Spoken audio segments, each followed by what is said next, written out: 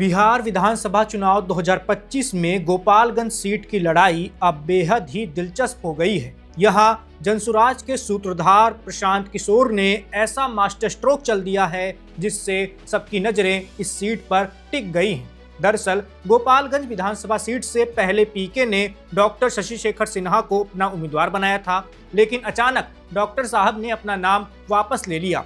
सिन्हा के साथ साथ दो और उम्मीदवारों ने भी अपने कदम पीछे खींच लिए। 3 प्रत्याशियों के चुनावी मैदान से हटने के बाद ऐसा लगा कि अब पीके बैकफुट पर आ जाएंगे, लेकिन हो इससे उलट रहा है। प्रशांत किशोर ने ऐसा दांव खेल दिया है जिसे देखकर राजनीतिक गलियारों में हलचल मच गई है। कहा तो ये भी जा रहा है कि पीके की इस रणनीति को देखकर अमित शाह भी हैरान हो जाएंगे। तो चलिए आपको बताते हैं कि पीके की रणनीति आखिर है क्या। बता दें कि गोपालगंज में जनसुराज के आधिकारिक प्रत्याशी शशि शेखर सिन्हा के नाम वापस लेने के बाद प्रशांत किशोर ने चुनावी दिमाग लगाया है। उन्होंने तुरंत गोपालगंज के स्थानीय चेहरे अनूप कुमार श्रीवास्तव को अपना समर्थन दे दिया है, जिससे यहां पर नया समीकरण खड़ा हो गया है।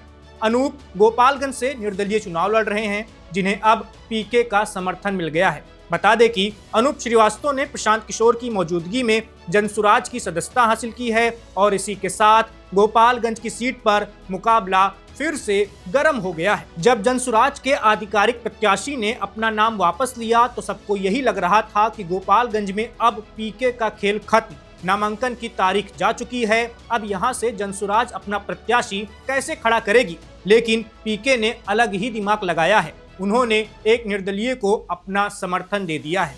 बता दें कि पीके ने निर्दलीयों को समर्थन देकर ये संदेश देने की कोशिश की है कि वो झुकने वाले नहीं हैं, फिर चाहे उनके प्रत्याशियों को दूसरी पार्टी तोड़ भी ले।